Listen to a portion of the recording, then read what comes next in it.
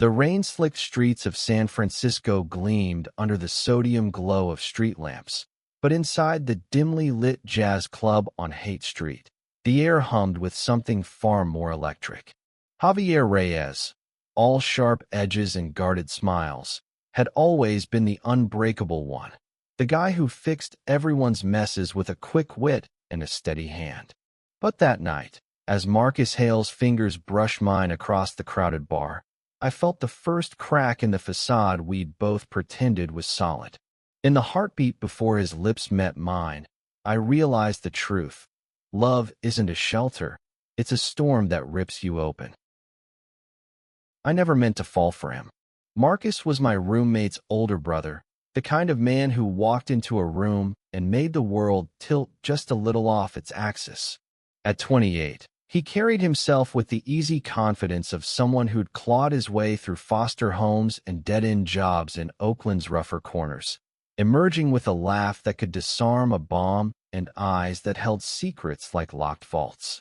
His skin, a rich mahogany that caught the light like polished teak, and his broad shoulders spoke of quiet strength, the kind earned from years of lifting others up while ignoring his own fractures.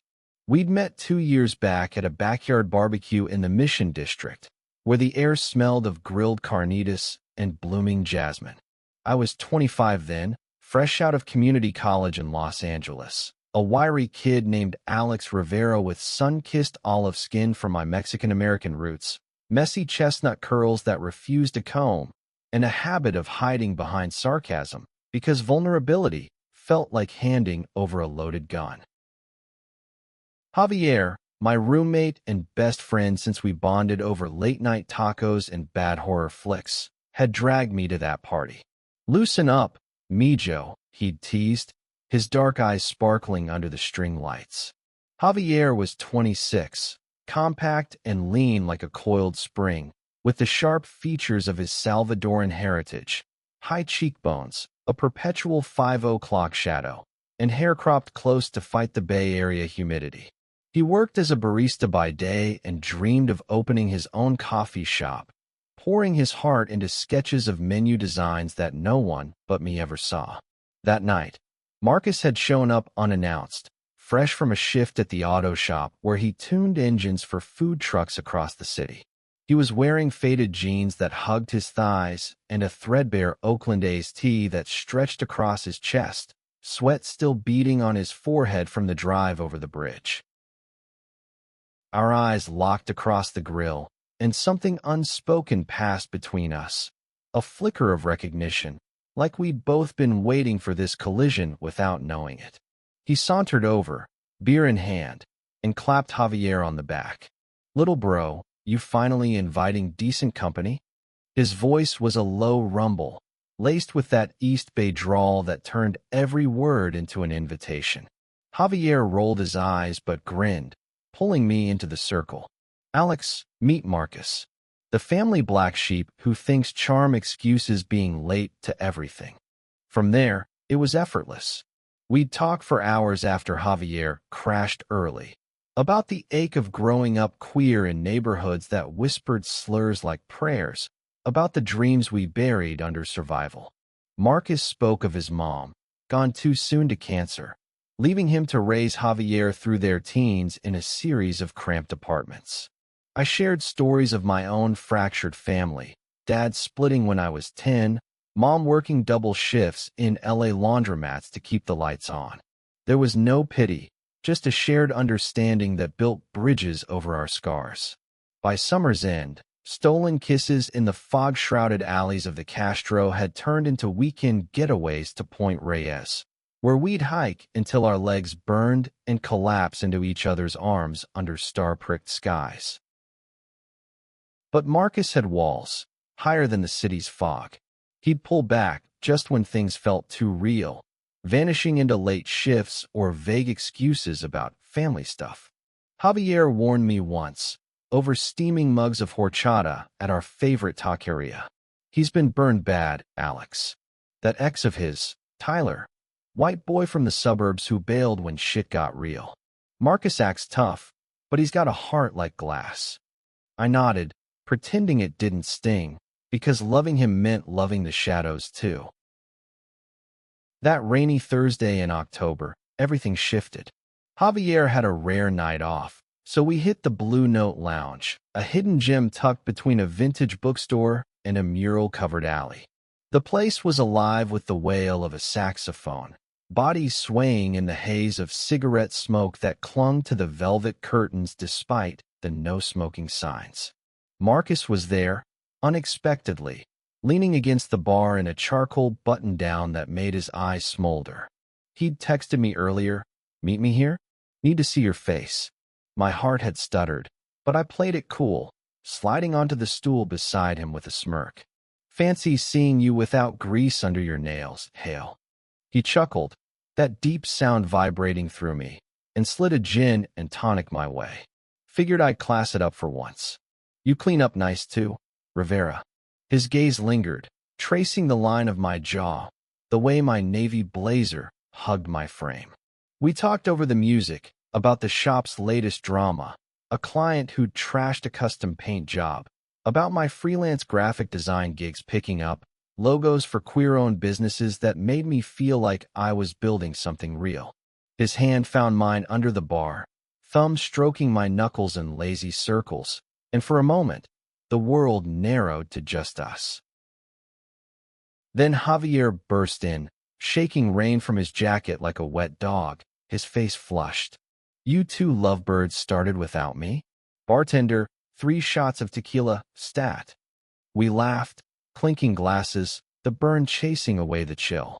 Hours blurred, stories shouted over brass swells, dances that pressed us too close. Marcus's breath hot against my ear as he whispered, "You make me forget everything else." By midnight, the crowd thinned, and Javier wandered off to charm a cute drummer in the corner, leaving us in a booth bathed in amber light. That's when it happened. Marcus's phone buzzed insistently on the table, screen lighting up with a name I didn't recognize, Darius. He glanced at it, jaw tightening, and silenced it with a swipe. But it buzzed again, and this time, his whole body went rigid. "Ignore it," he muttered, but his voice cracked, betraying the lie. I squeezed his hand. "Hey, talk to me. What's going on?" He stared into his glass, the ice clinking like distant thunder. "It's nothing, old ghost," but the way his fingers trembled said otherwise. Before I could press, the door swung open, letting in a gust of damp air and a man who commanded the room without trying. Tall, broader than Marcus, with skin like burnished copper and a fade haircut edged sharp, he scanned the bar until his eyes, hazel, piercing, locked on us. Mid-30s, dressed in a tailored wool coat over slacks that screamed money, he moved like he owned the shadows. Marcus froze. "Shit," he breathed, pulling his hand away. The stranger approached, a smile curling his lips that didn't reach his eyes. "Marcus, been a while." His voice was smooth, accented faintly with something southern. "Atlanta, maybe." Marcus stood, blocking me instinctively. "Darius, what the hell are you doing here?" Darius's gaze flicked to me, appraising, then back. "Heard you were in town. Thought we'd catch up." There was an undercurrent, a possessiveness that made my stomach twist. Javier reappeared then, sensing the shift, his arms slinging over my shoulder. "Everything good, bro?" But Marcus waved him off, voice low. "Go home, Jay. I'll handle this." We spilled out into the rain-lashed street, the 4 of us a tense knot under the club's awning. Darius lingered too close, his cologne cutting through the petrichor, something expensive, invasive. "Who's this?" he asked, nodding at me, but his eyes never left Marcus. "Alex," I said, stepping forward, chin up. Marcus's hand grazed my back, a silent anchor. "My boyfriend." The word hung there, electric. We'd never labeled it before. Too scared, maybe, of what it meant. Darius's laugh was soft, almost pitying. "Boyfriend? Cute. You always did pick strays, Mark." Marcus's fists clenched, rain dripping from his hair. "Leave, Darius. We're done." But Darius didn't. He leaned in, murmuring something that made Marcus blanch, and suddenly, the pieces I'd ignored snapped into focus. The late nights, the flinches at certain touches, the way Marcus sometimes woke gasping from nightmares he wouldn't share. As Darius sauntered off into the fog, promising, "We'll talk soon," Marcus turned to me. I shattered glass. "Alexei, not here." I cut in, heart pounding. Javier shot me a look. "Go easy," but I grabbed Marcus's wrist, pulling him toward my beat-up Honda parked down the block. The drive to my tiny studio in No Valley was silent, wipers slapping rhythm against the storm. Inside, the space felt too small, posters of Frida Kahlo and old queer icons staring down like judgmental ghosts. Marcus paced the worn hardwood, shedding his jacket, muscles taut under his shirt. "Tell me," I demanded, voice steadier than I felt. He stopped, back to me, shoulders heaving. "Darius. He was my first. Everything. We met in Atlanta, right after high school. I was 18, lost as hell, bouncing between jobs. He was 22, already climbing in some tech startup, all promises and fire." His words tumbled out, raw, like ripping off a bandage. "He made me feel seen, Alex. Taught me it was okay to want a man, to build a life around it. But it was poison. Controlling, jealous. Hit me once when I talked to an old friend. I left, came here for Javier, swore I'd never look back." The confession landed like a gut punch. I'd seen the faded scar on his ribs once, passed it off as a shop accident. Now it screamed truth. "Why didn't you tell me?" I whispered, stepping closer, my hands aching to touch but hovering. He turned, face streaked with rain or tears. I couldn't tell. Because I thought I was fixed. With you, I am. But seeing him, it drags it all up. The fear I'll turn into that. Hurt you like he hurt me. I crossed the room in 2 strides, cupping his face, thumbs brushing his cheeks. "You're not him. You're the man who held me through my panic attacks, who drove 3 hours to surprise me with abuelita's tamales because I was homesick." Our foreheads touched, breaths mingling.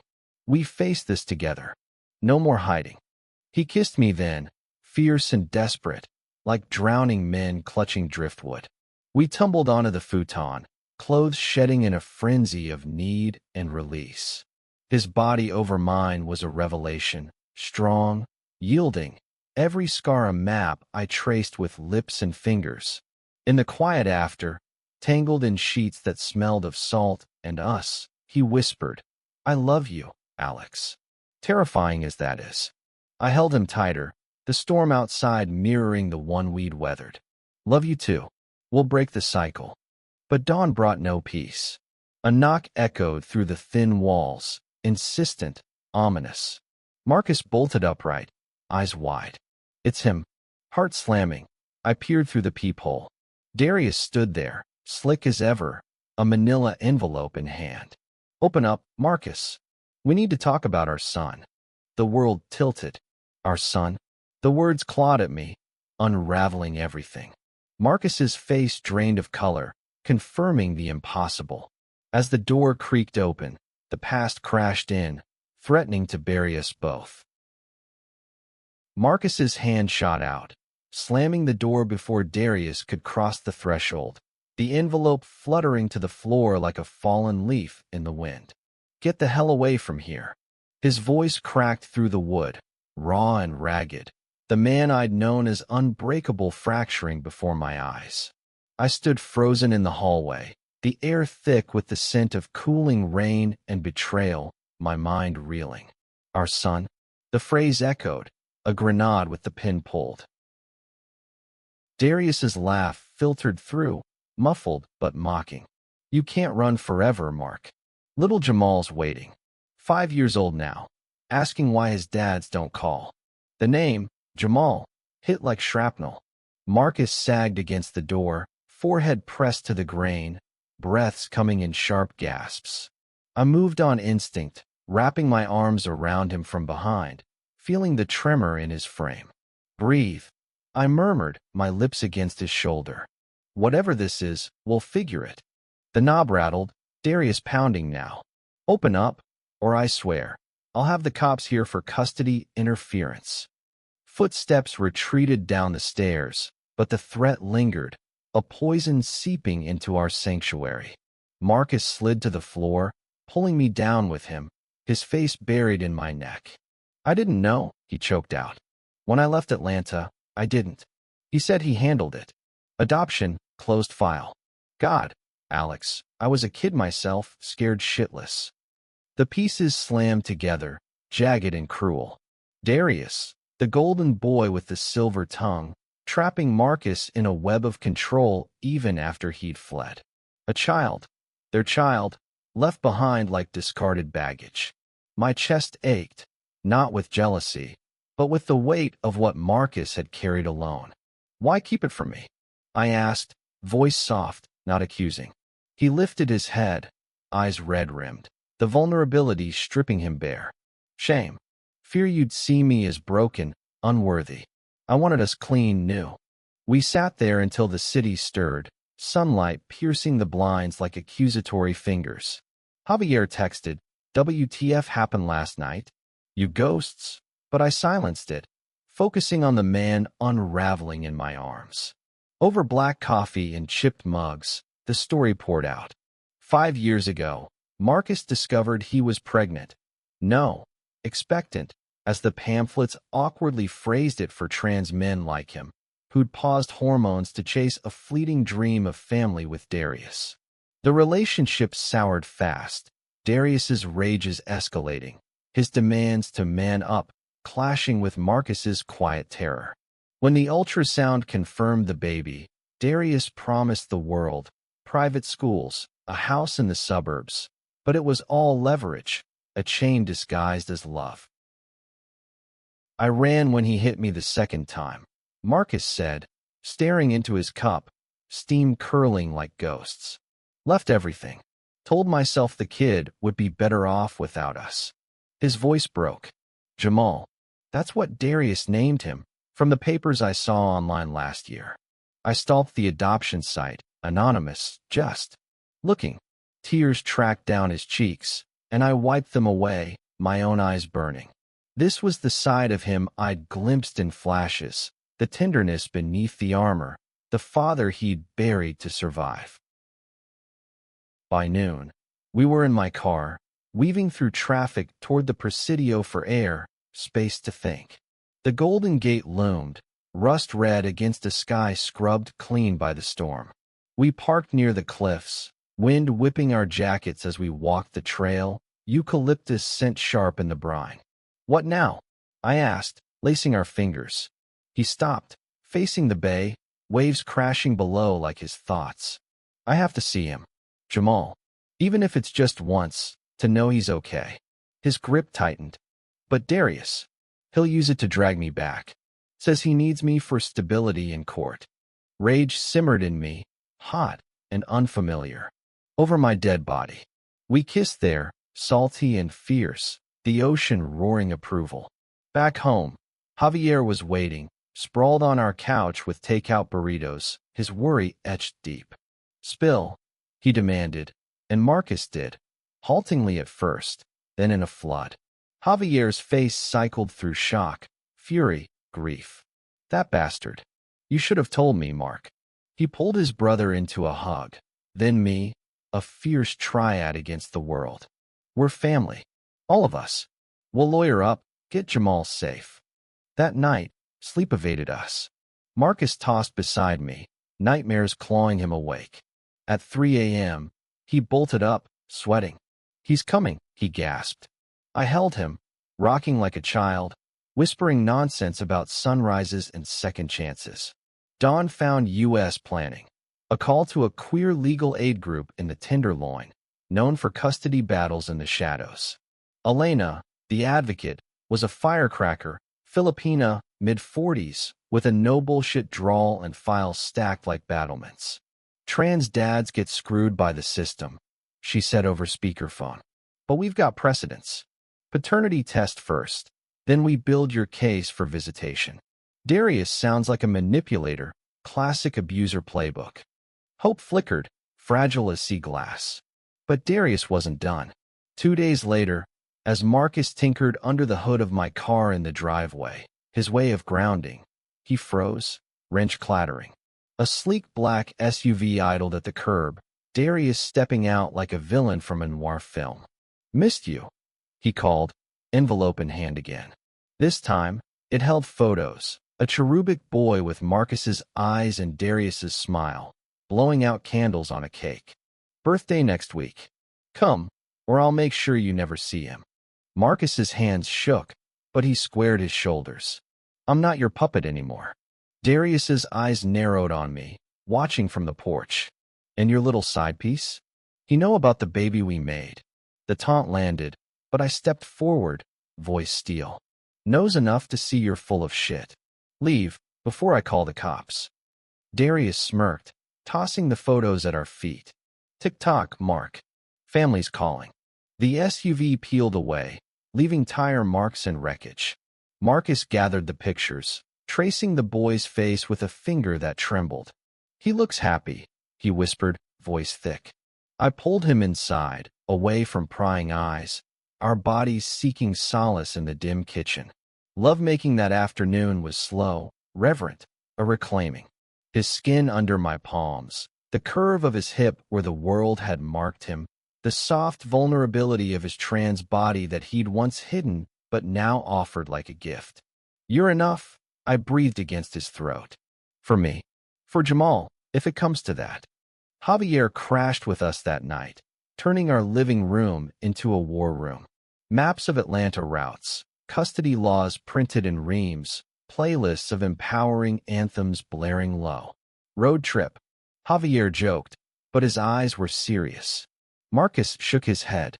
"Not yet. Elena says wait for the test." Tension coiled, a spring ready to snap. Then, the call came.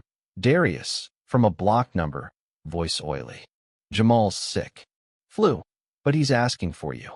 Fly down, or I'll tell the agency you're an absentee deadbeat." Marcus's resolve cracked. "I'm coming," he said, hanging up before I could protest. Panic surged. "Alone? No way." He cupped my face, eyes fierce. "This is my mess, Alex. I fix it, then we build." But as he packed a duffel, doubt gnawed. What if Darius twisted the knife deeper? What if Jamal bonded, only for the courts to rip him away? The airport drop-off was agony. Rain slicked the tarmac again, mirroring that first night. "Call every hour," I demanded, kissing him hard. "I love you." He nodded, boarding pass crumpled in his fist. "Love you more." The plane taxied away, and I drove home alone, the passenger seat a void. Javier waited with beer and bad TV, but sleep was a stranger. By midnight, Marcus's text landed. "He's beautiful." Hearts exploding. Then silence. Hours stretched. At 4 a.m., my phone rang, unknown number. "Alex." Marcus's voice, hoarse, edged with hysteria. "It's bad. Darius." He lied. "Jamal's not sick. It's a setup." The line crackled with static, Marcus's breaths ragged over the hum of Atlanta's night. "Set up for what?" I pressed, knuckles white on the phone. Javier jolting awake beside me on the couch, his eyes wide in the lamplight. Marcus's paws stretched, heavy as lead. "To trap me." He drove me straight to some lawyer's office, said it's for emergency custody papers. But the guy's is shark, Alex. Talking annulment of my rights, painting me as unstable. I walked out, but they're tailing me now. Fear iced my veins. "Where are you?" "Get to a hotel, call Elena." Javier was already on his laptop, pulling up flight trackers, his barista calm shattered into frantic efficiency. "I'm in a diner off Peachtree," Marcus said, voice dropping to a whisper. "Greasy spoon, fluorescent hell." Saw a guy in the booth behind me, Darius's build, same cologne. I can't lose him before I even know him. The vulnerability gutted me, the father surfacing through the fear. "Listen," I said, channeling every ounce of steadiness I could muster. "You're not alone. Book the red-eye home. We'll fight from here." He agreed, voice steadier, and we talked him through it. directions to a safe airport shuttle, a burner app for check-ins. When the call ended, Javier and I didn't sleep. We plotted. Elena on speed dial, a petition for protective order drafted by dawn. The sun rose over No Valley's pastel row houses, mocking our vigil with its cheer. Marcus landed at SFO that afternoon, hollow-eyed and unshaven, duffel slung over his shoulder like a shield. I enveloped him in the arrival's crush, our hug fierce amid harried travelers. Javier flanked us, a silent sentinel. In the car, the full story spilled. Darius had arranged a supervised visit at a park near his sleek midtown condo. Jamal arriving in oversized overalls and a shy grin, clutching a soccer ball. He ran to me, Marcus said, voice cracking as he stared out at the fog rolling in. Called me daddy without prompting. We kicked the ball around for an hour, and it was magic, like breathing after drowning. But Darius hovered, filming every laugh, every touch, his smiles laced with venom. Then the lawyer's ambush, a nondescript office with mahogany walls and legalese that blurred Marcus's hard-won freedom. They want me to sign over rights for a payout, he admitted, fists clenched on his thighs. Said it'd spare the boy trauma. But I saw the fine print. Darius gets full control, I get nothing. Rage boiled in me, hot and righteous. That snake. We'll expose him, abuse records, witness statements. Elena's on it. Home was sanctuary, but shadows clung. That evening, as Marcus showered off the flight's grime, I rifled through his duffel for clean clothes, and found it. Tucked in a side pocket, a crumpled photo. Jamal mid-laugh, Marcus's arm around him, Darius photobombing with a possessive hand on Marcus's shoulder. On the back, scrawled in Sharpie, "Don't make me the villain, love." Sign, and we co-parent. Fight, and I destroy you both. My stomach churned. Blackmail, plain as day. I confronted him steam-damp from the bathroom, towel low on his hips, water beating on his chest. This? I thrust the photo at him. His face fell, guilt etching lines around his mouth. He slipped it in during the visit. Alex, I swear. I cut him off with a kiss, desperate to erase the doubt. I know, but we end this now. We made love on the bathroom floor, tiles cool against fevered skin, his body arching under mine in a surrender that felt like defiance. Afterward, curled on the rug, he traced patterns on my arm. Jamal hugged me goodbye. Said, "Come back soon, Daddy." How do I walk away from that? You don't, I whispered. We fight smarter. The next week blurred into a whirlwind. Elena filing for emergency paternity confirmation. Javier calling in favors from his network of queer activists. Rallies in the Castro turning into strategy sessions. Marcus threw himself into work, tuning engines with a focus that bordered on mania, but nights were ours. Stolen moments of laughter over bootleg rom-coms. Bodies entwined to ward off the chill of uncertainty. Darius escalated. Emails flooded Marcus's inbox. Doctored timelines claiming he'd abandoned the pregnancy. Affidavits from friends alleging instability. One night, as we walked home from a dimly lit izakaya in Japantown, sake loosening our tongues, a shadow detached from an alley. Darius, uninvited, blocking our path under buzzing neon. Missed the deadline. He sneered, breath whiskey sour. Jamal's mine now. But hey, visit anytime, as the fun uncle. Marcus lunged, but I held him back, heart hammering. You're pathetic, I spat, hiding behind a kid to control him. Darius's eyes gleamed, predatory. Control? This is love, boy. Marcus knows it. Why else did he come running? He shoved a USB drive into Marcus's hand. Watch this. Then decide. He melted into the crowd, leaving us shaken. Back in the apartment, we plugged it in, dread coiling. The video played, grainy footage from the park visit, edited to show Marcus unsteady. A stumble over a route twisted into drunkenness. Jamal's innocent questions spliced with ominous narration. Unfit, A voiceover intoned. A danger. Marcus hurled the laptop across the room, screen cracking. Lies. All of it. He paced, a caged lion, until I pulled him down, our foreheads touching. Proof for them is poison for us. We counter with truth. Tears welled in his eyes, spilling over. What if it's not enough? What if I lose him and you? The fear was visceral. The man who'd fixed my car a dozen times now utterly adrift. I held him through the sobs, my own tears silent. You won't. We're unbreakable. But doubt whispered. Javier burst in later, arms laden with foe and determination. Got a lead. Old Atlanta contact says Darius has priors. Assault charges dropped, but juicy.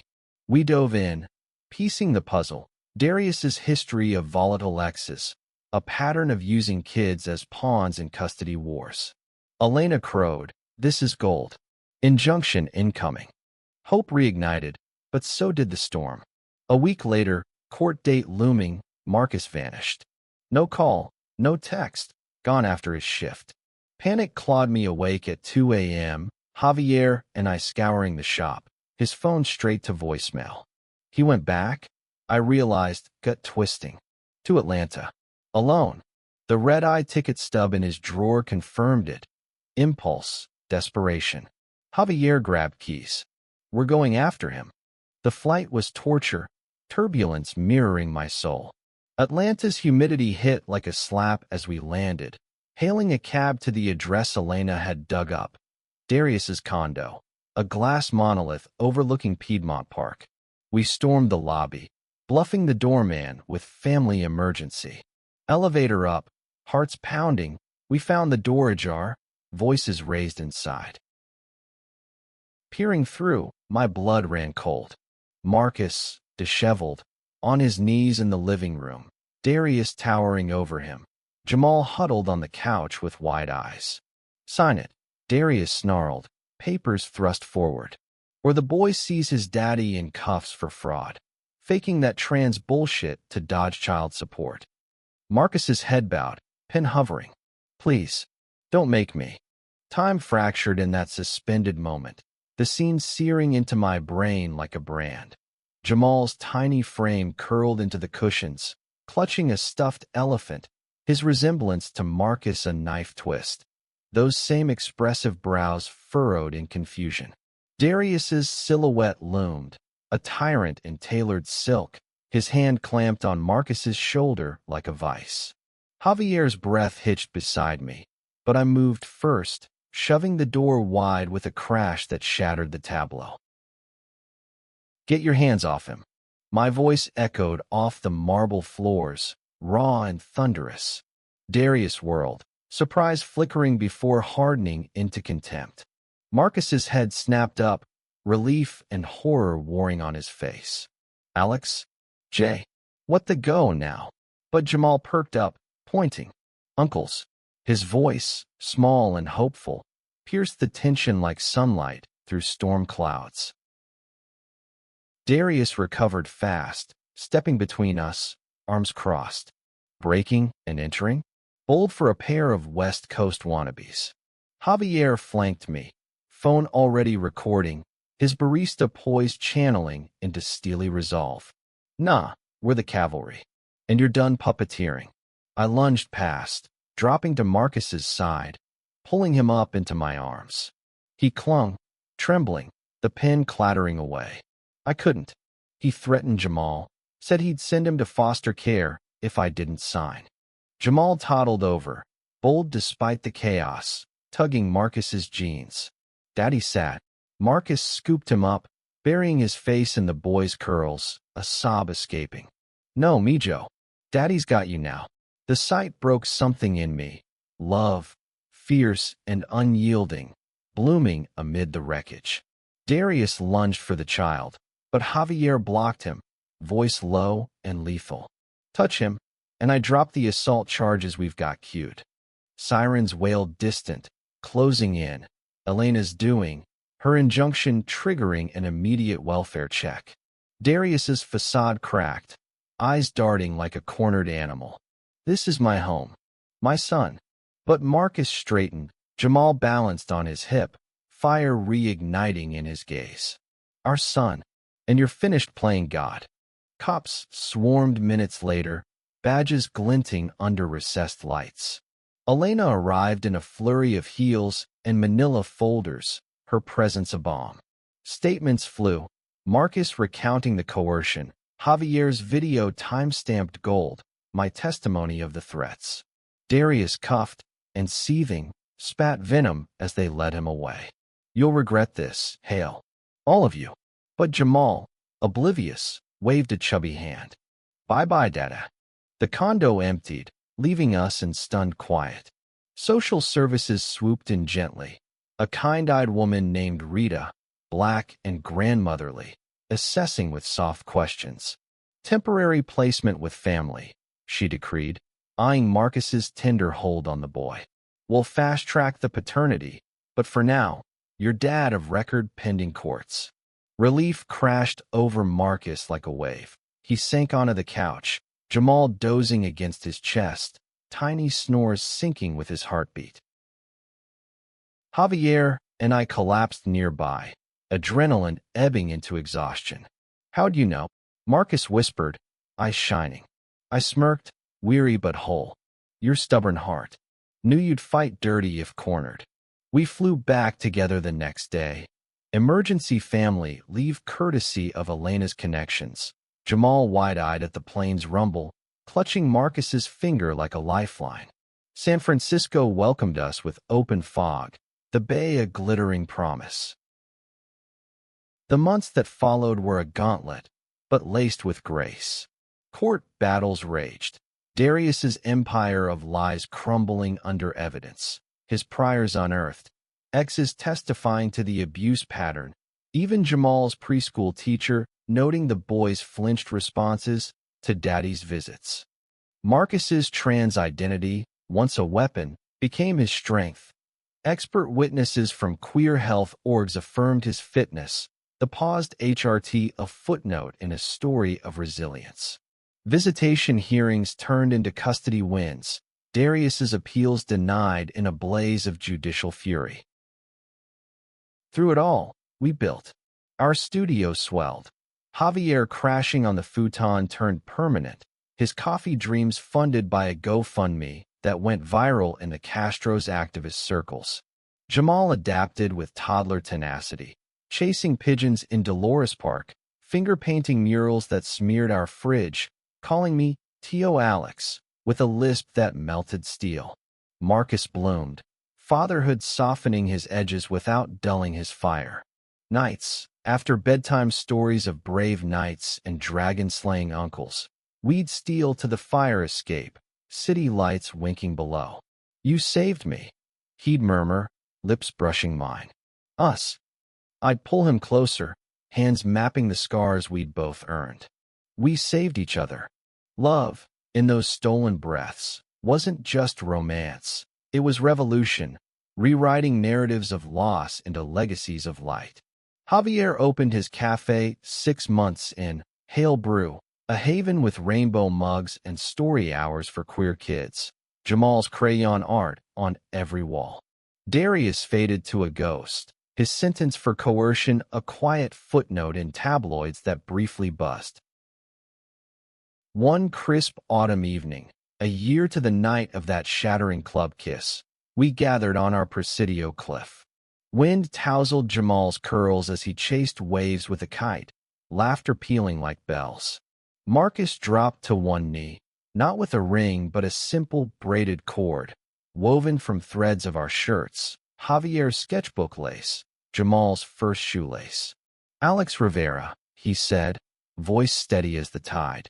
You saw my shadows and loved the light anyway. Marry me? Build this crazy family forever. Tears blurred the horizon.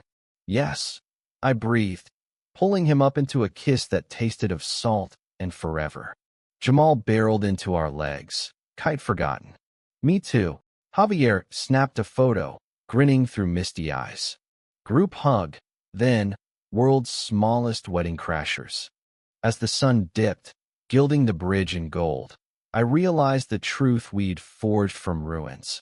Love isn't a straight path, unscarred and serene. It's the detour through storms, the choice to hold on when everything shatters. That night, under stars pricked like promises, we weren't just survivors. We were whole.